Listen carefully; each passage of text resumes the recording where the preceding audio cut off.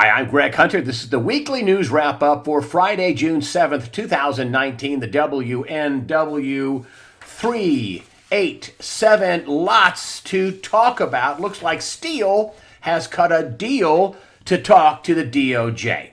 Of course, we're talking about Christopher Steele, who came up with the now fabulously phony Trump dossier. They used the dossier to start this phony counterintelligence claim. They used the dossier to make 4 different FISA applications fraudulently because the dossier is phony. And this, according to Christopher Steele himself, who testified in court, said, hey, I don't know if it's true or not.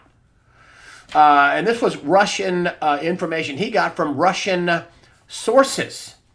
And so let's just talk about this here just for Christopher Steele, MI6 agent, faced questions from DOJ OIG Office of Inspector General on Trump Russia dossier. Steele's work, proven to be totally fake, was commissioned by opposition research firm Fusion GPS, which was in turn paid by lawyers for the Clinton campaign and DNC. Let's just stop right here.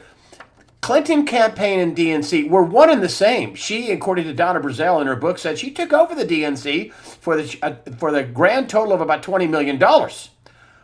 Did Steele get immunity from the DOJ? Now, again, Hillary Clinton, in effect, took over the Democratic National Committee by writing a check for $20 million and took over all aspects of the DNC. So she, in effect, did approved the money for the Steele dossier. She paid through a law firm, Perkins Coie, I believe it is, and that she is at the center of this. So Christopher Steele, this is a big deal.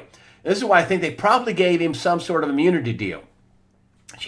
This dossier was at the center of everything. The counterintelligence, this thing was being peddled by Clapper and Comey. I think John McCain also was peddling this phony dossier. Christopher Steele and the dossier was in part, according to Kevin Shipp, former CIA officer, written by the Justice Department with the help of Fusion GPS and Christopher Steele. Also used to apply fraudulently for FISA spy warrants to spy on the Trump campaign, the Trump transition team, and the Trump administration. So this dossier is at the center of it all. Remember who paid for it? Hillary Clinton, who took over the DNC. So she, in turn, the opposition candidate, who was exonerated before any kind of legitimate investigation. It was a sham, scam, all kinds of documents coming out that show that the whole thing was a complete scam. Judicial Watch has been FOIAing documents and information. It's the investigation on her private server that she used to hide the fact she was taking treasonous bribes to a global charity fraud. I've said it a million times, but that indeed is exactly what it was. And Kevin Shipp, the CIA officer, thinks that it had no security on it for a reason. So foreign people who needed or wanted information, and there was classified information that had gone through that server, and foreigners had gotten control of the information. This is according to people in the Obama administration. That yes, I think even Comey said that yes, likely foreigners got a hold of it. Yeah, well, yes, they did. So she's at the beginning of it. She's at the center of it. Hillary Clinton, just want you to keep that. So this is a big deal. Now this is going to affect everything. This is going to affect the crazy train that is engineered by Nancy Pelosi that all the Democrats are jumping on. She says that I couldn't believe the Speaker of the House, number 3 in line to lead the country. You have the President, Vice President, Speaker of the House. Nancy Pelosi is out saying, well, I'm not really for impeachment, but I'm for jailing Donald Trump. I want to see him in jail. This is the Speaker of the House. And for what? There was no collusion. It's like somebody sent me this joke, I think it was from Montana, or I joked this sentence, how they summed up the Mueller investigation. So we know you didn't steal that horse, but you're resisting us hanging you for it. This is outrageous. Trump was cleared by Mueller for collusion. He was cleared by the bipartisan Senate investigation. He was cleared by the House investigation. He was cleared by the FBI. This is a bogus scam. This was a complete frame job scam. And how dare him resist it? Well, the scam is totally been, revealed, and now the Democrats, I think, are panicking. I think a lot of them are exposed in many ways, and they thought that they would get rid of Trump. And I say exposed, don't mean just here. I mean exposed in other ways for bribery, for payoffs, for treason, for all kinds of different crimes by various sundry players here. Of course, Nancy Pelosi saying that she wants to see the president behind bars. I don't want to see him impeached. I want him behind bars. Well, a lot of Democrats want to see him impeached. And, we still have this FISA abuse by the Office of Inspector General and, Inspector Horowitz, which, supposedly, reportedly, the head of the FBI, Ray, the director of the FBI, is kind of slow walking this thing through. But listen, this is going to come apart. This is coming apart. That's all there's to it. And this is why you're hearing so many crazy things. The Democrats are ramping up ways to enforce their subpoenas for Donald Trump. Remember, they want to get his tax records. They want his lawyers, McGahn, I think one of them. They want him to show up to testify. They want Mueller to come back and testify. I hope they realize that Republicans are going to be asking Mueller questions too. Mueller doesn't want to testify. So, this is a nasty food fight, and it's destabilizing to the markets. I'll get to that in just a minute. That's the other thing that's going on is the trade war. The trade war is not, I don't think, a trade war. I think the entire world, and there's a lot of evidence to this, I'm just going to sum it up for you. I think the entire world is slowing down. I was listening to a reporter on trade war on Bloomberg, and she was saying, and just matter of factly, everybody in the world, all the central bankers are going to have to cut rates, because it's a worldwide slowdown. That's what this is about, these tariffs. People are leaving Mexico, and Donald Trump is saying he's going to impact tariffs. He's going to impose tariffs on Mexico. We have a $325 billion a year deficit with Mexico, and they're freaking out. And they blinked. They had an emergency meeting with people of the Trump administration. Trump's overseas with D-Day, I don't want to call them celebrations, but the D-Day commemorations, I should say. So his members of administration are over there. Apparently, Mexico has blinked. They're all defiant, and then all of a sudden, bam! Here we have news: Mexico freezes human traffickers' bank accounts and sends National Guard to border, and that's their border, the southern border, amid a very good discussion. Trump tweets out here he's going to take it to him. He's going to put a 5% a tariff on them, and it's going to ratchet up every month up to 25%. That'll be devastating for Mexico, and they know it. Now, they're caught between a rock and a hard place. You have the leftists, who are in power in Mexico, and in part the cartels control them, at least some of them. And I think, the last president, it was shown that he took at least $1 million from the cartels. And so, they make a lot of money on drugs. They make even more, according to people like Kevin Shipp, on human trafficking. They make more, because they can, use that kid over and over again. That's what they're doing now at the border to get people in. They're renting kids. They get on the other side. They come in with a kid. Of course, they're also doing DNA tests, and then they go back to the other side, and they send the kid over, and they bring some more people over. Anyway, but here is Donald Trump's tweet. Immigration discussions at the White House with representatives of Mexico have ended for the day. Progress is being made, but not nearly enough. He goes on, and another tweet, can't get them all in one thing, and he starts with, like I said, he goes on, border arrests, not nearly enough. Okay, so border arrests for May were 133,000, 1 month. That's on pace more than 1 million a year, and a lot of people say for what you arrest officially, unofficially, 3 more get through. So we may have 4 million people coming into America, most of which are, illegally here or having phony asylum claims, or where they say 90% of the claims are phony asylum claims. 133,000 because of Mexico and the Democrats in Congress refusing to budge on immigration reform. The Democrats want to flood the zone. All of them are crazy with nutty policies. Further, if no agreement is reached, tariffs at 5% level will begin on Monday. So he has thrown down the big, fat, rusty gauntlet on Mexico. which is why I think they're like, wait, whoa, whoa, whoa, whoa, whoa, whoa. We sent 6,000 National Guardsmen to our southern border to stem this flow. We are freezing the bank accounts of human traffickers. We'll see if that's enough. I don't think it probably is. I think they've been trying to get them to get off center for a while, and I don't know why it had to come to this. Nobody wants tariffs, but, again, this is cutting in on their money. Everybody is getting cash strapped. I mean, with the tariffs, China's getting cash strapped in Europe, the European Central Bank, and the European countries like Italy, I'll get to that in a minute, is getting cash strapped. Everybody with all this free money should have a bunch of money, but yet they don't. Talk more about that in just a minute. I just want to get to this. Couple of pieces of good news.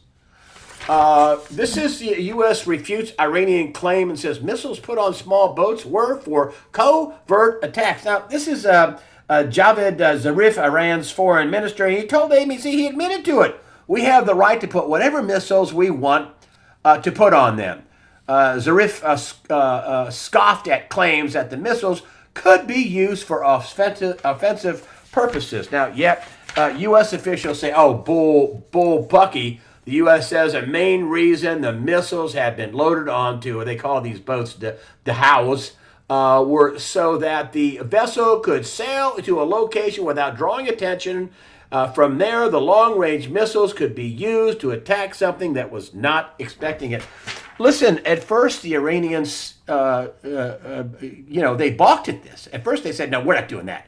And then later there was intel. I mean, remember the intel was all of a sudden, bam, we had B-52s in the air.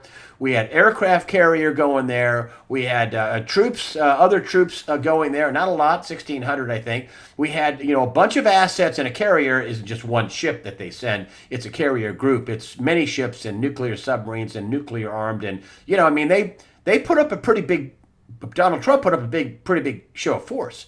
And the Iranians backed down. They took those missiles off those boats.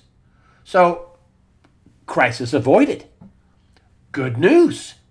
Nobody had a hair trigger, no false flag. That's absolutely excellent. And also, too, and this is not so great news, is that North Korea has been spotted enriching at one of their plants, enriching uranium. So I don't know what the deal with the North Koreans is doing. I applaud the president's attempt at trying to talk to him and get something done, and maybe he still will. I think part of this has to do with, the friction between China and the U.S. because North Korea is China's puppet, so their trade deal isn't going very well. Donald Trump is now threatening another $300 billion of tariffs onto China. This is all about the pie, folks. This is less about trade. We also have a trade rift with Europe. Because what does Donald Trump say? America's been the piggy bank everybody has been used to robbing, and people are going to rob it no more. These are all terrible deals, and he wants fair deals, and boo, can't have that. I mean, China's gotten downright nasty going after U.S. companies because we asked for fair trade deals that were reciprocal and even in nature and not lopsided, where the Chinese get $430 billion imbalance every year between us and China. Where that, at some point China takes us over. If that keeps happening, in 10 years that's $4.34 trillion. So this is more about a reset than a trade war. I've said that. In the past. And I really, really do believe that. This is about a reset and when is that coming? I don't know. But that's just not some crazy idea I came up with. I mean, this was been talked about by a lot of folks. Christine Lagarde was one of them many times, and finally she kind of backed off talking about that. But many people have still talked about a reset, and that's a reset of debt. And how does that look, and how do they pull that off, and who is at an advantage from it, and who gets cream from it? We don't know. We'll see. Anyway, I just want to talk about something that happened in my home state, which is kind of something that happened in the U.S. Senate. Remember the U.S. Senate, 44 Democrat senators voted to kill babies. They wanted to have a bill that, if a baby made it through abortion, you can't kill it. Nope. They didn't want to vote for that. The 44 Democrat senators voted to kill babies if they made it through an abortion, not to give them care. Well, here in our state is the same thing. We had a Democrat governor Governor Roy Cooper, he vetoed a bill that said if a baby made it through abortion, that you couldn't kill it. You had to give it a standard of care. And guess what happened? They tried to override Roy Cooper, the Democrat governor of North Carolina. He only won by 10,000 votes. He tried to override that veto, and the Democrats was one of their major, legislative things they wanted to do. No, they stopped that. They don't want to give any care to a baby that makes it through an abortion. Here's the headline: House Democrats block duty of care for living, breathing babies in North Carolina. Now, funny, my newspaper's not even covering this. The liberal commie rags aren't covering this because it's bad optic for Roy Cooper. So you want to kill babies? You want to let babies die that make it through an abortion? Bad optics for the baby killing, baby let die Dem governor. Baby killing is for abortion. What am I talking about? And so here is a little bit more on. This is from Speaker Moore, and this is a Republican slant, but I read it. It's a pretty good slant. A final vote to override Governor Roy Cooper's veto of the Born Alive Abortion Survivors Protection Act failed on Wednesday as state House Democrats successfully prevented a duty of care for all living, breathing North Carolinians born alive in the state. So the Democrats, big legislative, they're not in the majority, they're in the majority in the House. I hope they stay there in the legislature in North Carolina. But their big legislative win was to let babies die if they are born alive in an abortion. Yay, Democrats. Yay. So that didn't work out good. And this whole idea about, it's the right to choose. It's a woman's right to choose. You know what I say about that? I said, no, listen, not even the people who are protesting this junk, who are for it. It's do you see any right to choose here? Do you see anything? This is about protect safe and legal abortion. Who's protecting the kid? Protect abortion. You see any right to choose here? Thoughts and prayers don't save lives. Either do abortions, girls.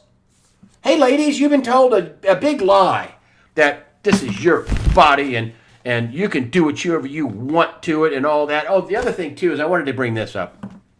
We're back to the phony polls here. Because, all these entities, they don't. One phony poll after another. Let's go back to the 2016 election. I told you I don't believe any of the polls on Hillary Clinton. I said for more than a year she'd never be president. I got so much grief. In October, I was saying she's not going to win. The polls are phony. And here we are again, the polls. And here is, most oppose abortion efforts in states.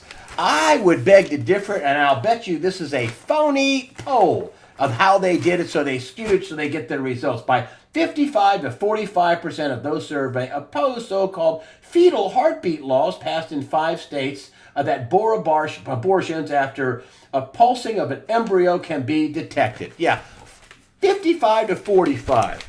That's also done by USA Today, the newspaper, and somebody else. USA Today and IPSOS, Public Affairs. I don't know what that is, IPSOS. But, USA Today has always, and I think has many times, and I've caught that I thought the polls were bogus on USA Today. And of course, it's a completely lefty, wackadoodle newspaper.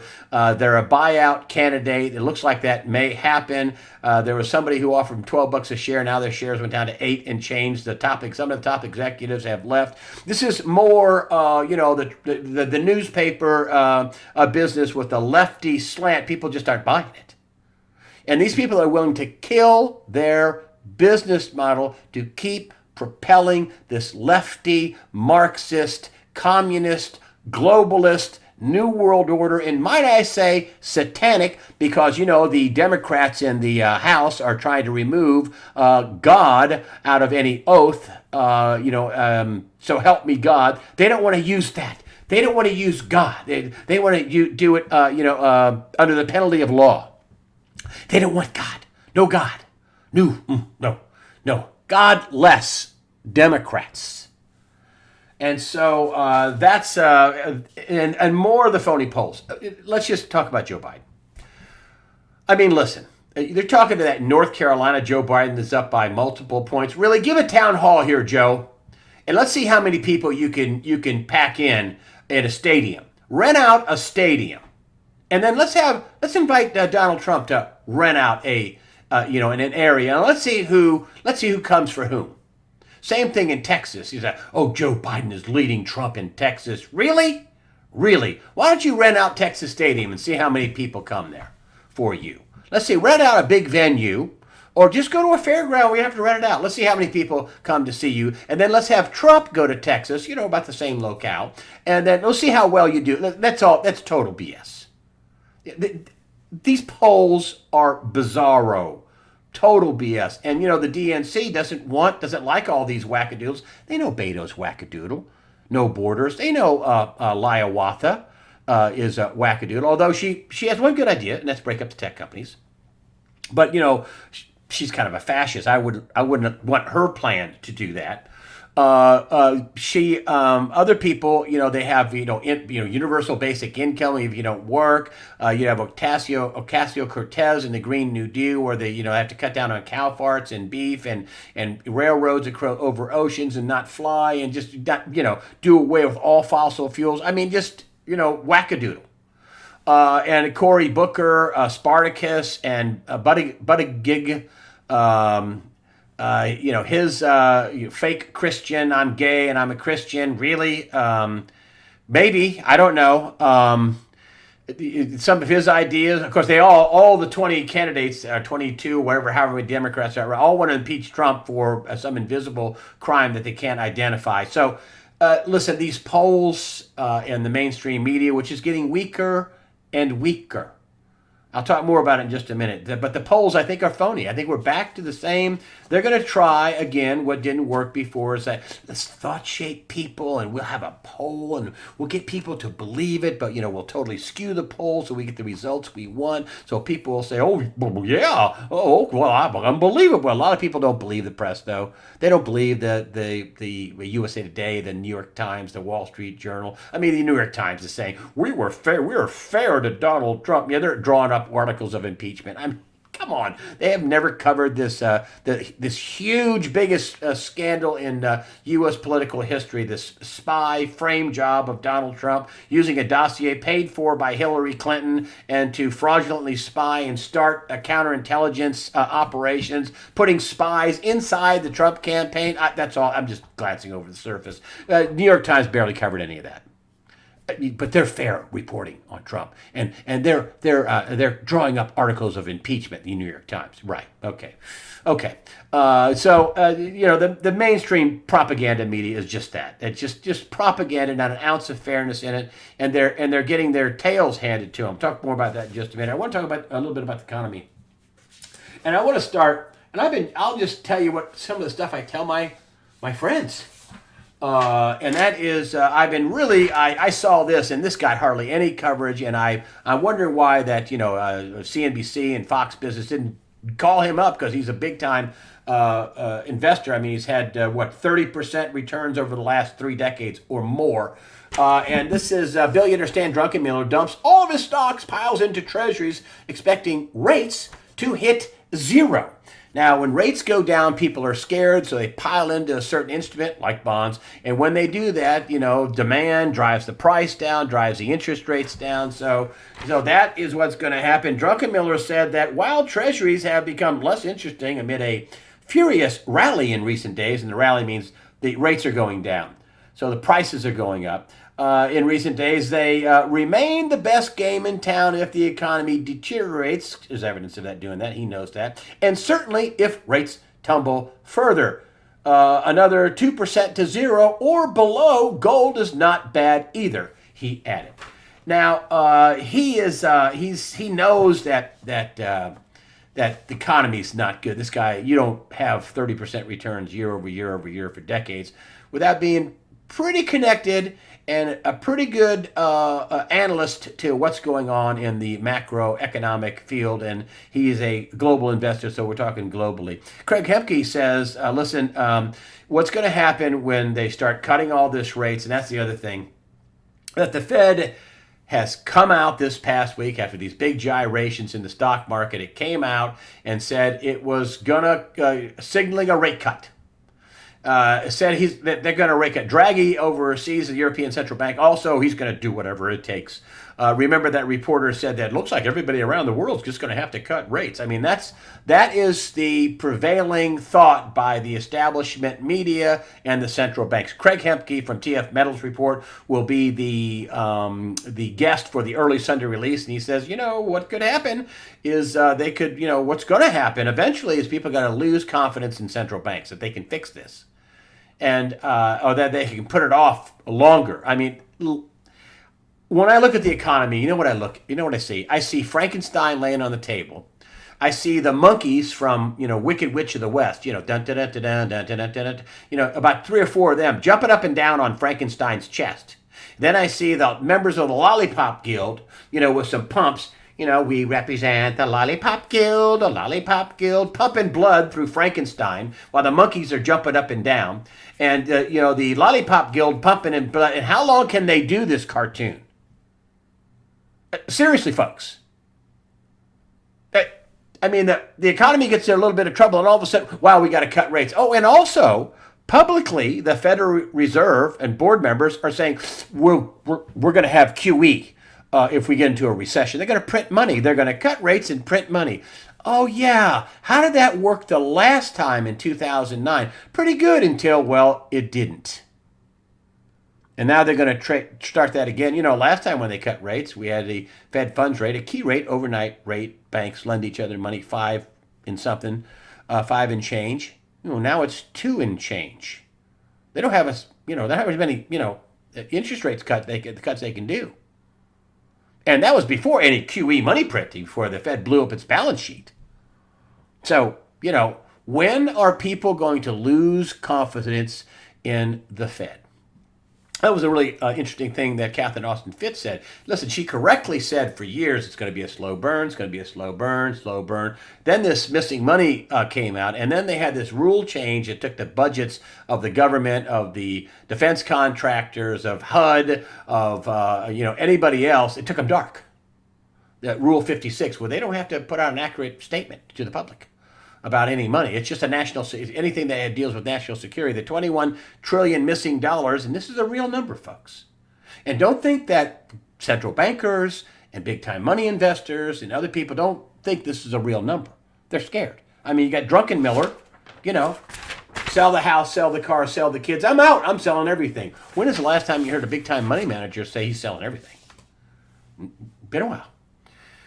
And so this is Craig Hemke is going to talk about the Federal Reserve and how they painted themselves into a corner, and it's very interesting. Past calls that paid off, and future calls. You'll want to hear him as the early Sunday release. The economy is turning down, and a lot of metrics will show you that the economy is turning down. I mean, we had job growth come in pretty disappointing. Only 27,000 new jobs created.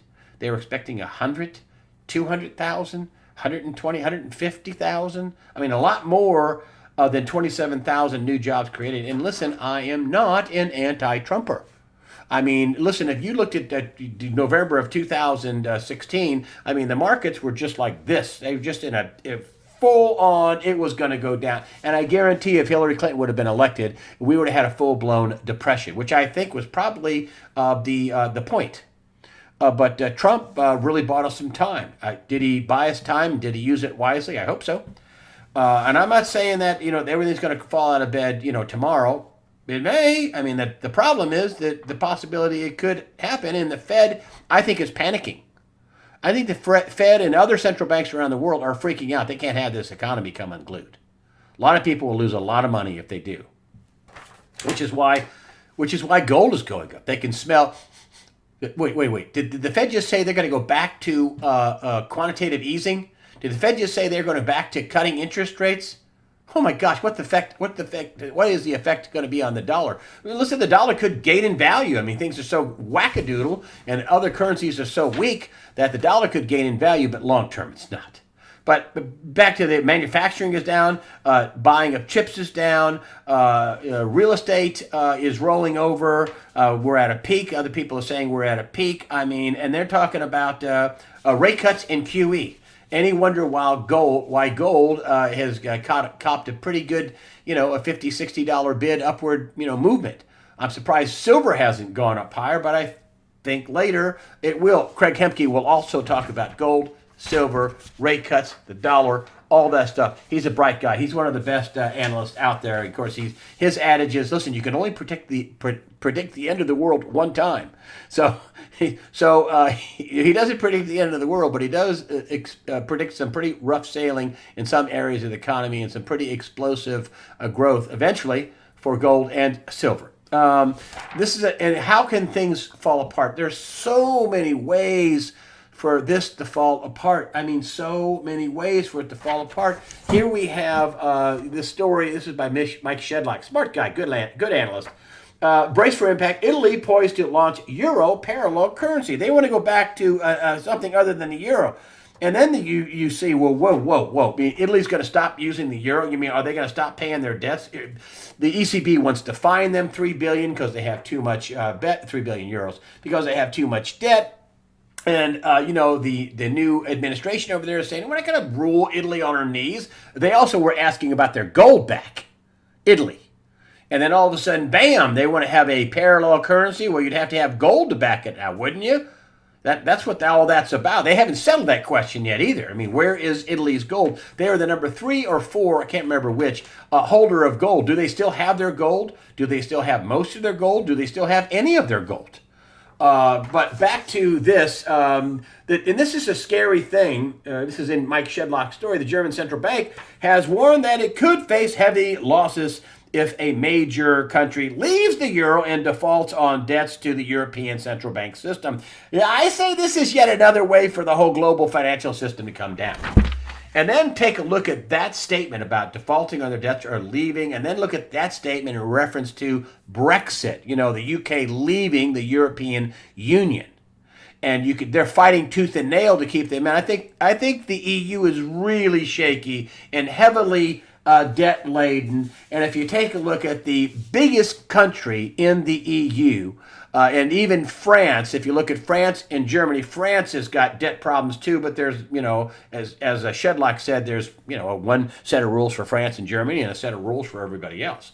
But look at Deutsche Bank stock, which is in Germany, the supposed engine of the European Union. It's down to 675. It shot up past 7. And then with all this run-up in stocks with the, oh my goodness, they're going to cut rates, it's fell back to 675. Now, part of this might be because Venezuela, I mean, when it rains, it pours, just defaulted on $750 million of gold-backed swaps at Deutsche Bank. So they didn't need that.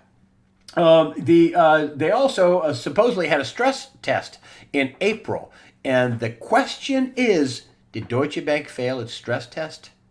Now, why do I keep harping on Deutsche Bank? Well, it's because the IMF called them the most systemically dangerous bank in the world in 2016. And as Charles Nenner says, it's not just Deutsche Bank. There's many others over in Europe that are just as bad. The one Roach theory. But Deutsche Bank has trillions of dollars in derivatives. I don't know, some people say 30, 40 trillion. Trillions. I mean, a huge number of huge amount of leverage. And how would that all pay off? Well, it wouldn't. You'd have bankruptcies and credit seizures and failures and defaults, and people say, Germany won't let them fail. The ECB won't let them fail. Well, okay, at what cost? And what's the reaction to that? And what about all the other banks that are pretty horrible too? And the answer is there's a lot of ways for this to go sideways. A lot of fingers to stick in the dikes to keep the holes from springing. At some point, you run out of fingers, and some water, hits you right in the face, and all of a sudden, this hole becomes that hole, becomes that hole, becomes, you're done, you lost it, right? Speaking of water, I had somebody from my Nebraska talk about all the flooding. Listen, we're going to have inflation in food prices. That's all there's to it. The USDA is forecasting lower yields and higher prices. There's a bunch of stuff, millions of acres, as I've been harping on. Now this is being backed up in stories. I just say millions of acres in corn, mostly corn, but a lot of beans are not going to be planted. They're not going to happen. I mean, we're getting at or near record flood levels and some at beyond record flood levels. Water is staying on the bottom ground. Just that is millions of acres. But this is the bottom ground. Here's a picture somebody sent me of a field behind their house, their farmhouse in Nebraska. And this is a field that's not supposed to have any water. That's not a lake. He says they've been sitting water, a huge ponding of water in this field that I mow. And it's been sitting out there for months. We never have water in this field, this person says. Now, you amplify, this is in Nebraska. So this is what you're seeing, not on the river bottoms. As I said, you're seeing all this wet weather all across Illinois. They have a very low amount of crops planted already. And it comes to a point where you run out of time to plant. It comes to a point in the Midwest, in the central Midwest. Now, the higher up you go, you run out of time earlier. The lower you go, latitude-wise, you have a little bit more time. But generally in the nation's heartland, you run out of time to plant. Final planting date for corn is May 31st. We hit it. We went past it. The final planting date for soybeans is June 20th. Okay, so a lot of people say, well, if they don't plant corn, they can turn right around and plant beans. Listen, all these bottomlands, millions of acres, are flooded. You're talking, this is the 7th of June, and you're talking in 2 weeks, less than 2 weeks, that you might plant beans in these bottomlands? No, you won't. It ain't going to happen. Millions of acres are not going to be planted. And then you have, therefore, prevent plant corn. In other words, corn crops that were prevented from planting. You sign up for insurance every year, year after year, and that's one of the insurance clauses is if you plant and you get wiped out or flooded out or hail damage or whatever, you can get some money. Or you can get some money if you were just unable to plant. That was too wet to plant, generally too wet, flooding, that kind of stuff. That's what we got now. And so therefore, the prevent corn would need to be reported by June 15th, and the prevent plant soybeans by July 15th. This is USDA's in the center part of the country. July 5th. So we're getting to a point where you can't plant an 85-day bean, or if you do, you're naked on insurance, or you won't get your insurance. And listen, insurance is not a big bonanza. It doesn't make you 100% whole. It's not like having a 150 bushel, 200, which is not that, which is pretty good, but not, bumper crop. Listen, insurance isn't like 150, 170, 180 bushel corn crop. The insurance is not like, the same thing with beans. It's just not that, not. It just keeps you from going out of business.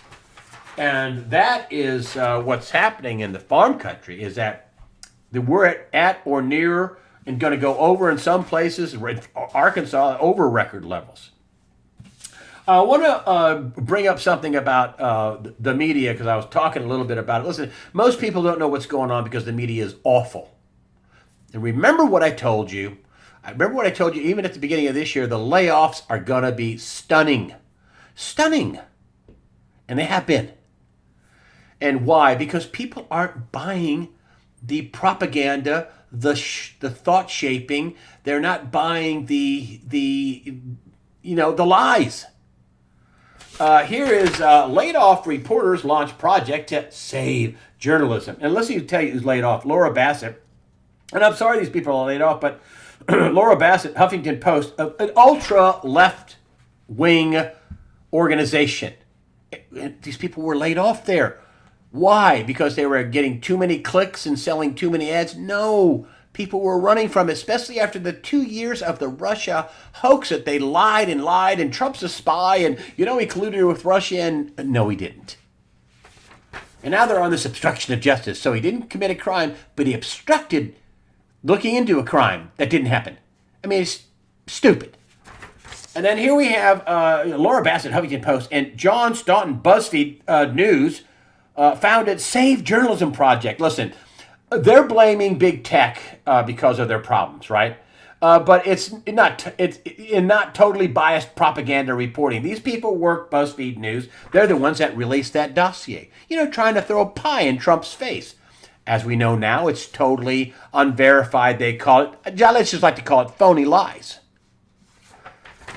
And so the newly founded nonprofit estimates 2,400 journalists, I say propagandists if they worked for the Huffington Post and BuzzFeed News, 2,400 journalists lost their jobs in 2019. Funny. I don't see big layoffs at Infowars.com. I don't see big layoffs at Zero Hedge. I don't see big layoffs at Breitbart. I don't see big layoffs at Townhall.com. I don't see big layoffs at The Hill. I don't see big layoffs at USAWatchdog.com. They're funny how there are no big layoffs there, but yet BuzzFeed and Huffington Post and USA Today and CNN and I'll bet many other entities are cutting staff like crazy because they can't support it, because the eyeballs aren't there, and the advertisers are paying for eyeballs, they're paying for viewers. And how do you get viewers? By lying to them and then go on to another lie? Yeah, no. I mean, Rachel Maddow's numbers are horrible. Awful. And so here, I've got a letter from, I'm just going to give you her last name, Diane. I think it's Diane, I think it is, yes. Diane. Oh, yes, Diane. She comments on my site as Southern Girl. I'll just say that. And she says, I've been meaning to send you this information about our commie newspaper. I kid you not. That's what she said. Hold on. Yeah, there we go. It's funny. Our commie newspaper. And, they've been losing money, and they're sending us an iPad for the daily news. They want to put us on iPad. Now think about this. Here's what she sent me. This is like a letter to our subscribers. And they admit it right here in the first line that I realized the Arkansas Democrat Gazette was at a crossroad. For the first time in over 20 years, the newspaper would lose money in 2018. You lost money because you lied. You painted a false narrative. You attacked a duly elected president. You didn't reveal the truth to your readers. And now, instead of fixing that, you want to put all that junk on an iPad. That's going to fix it. But you don't want to fix your content. You know what Southern Girl did? You know what she did? She canceled her $400 a year subscription. Now, amplify that, multiply that by other people who said, what? You mean you want to take the same crap and you don't want to change it? You want to put it on an iPad. Listen, I got news for you. You wouldn't have to put it on an iPad. You could just simply put it on your website, and you could probably sell newspapers if you did real journalism and uncovered the truth. But nope.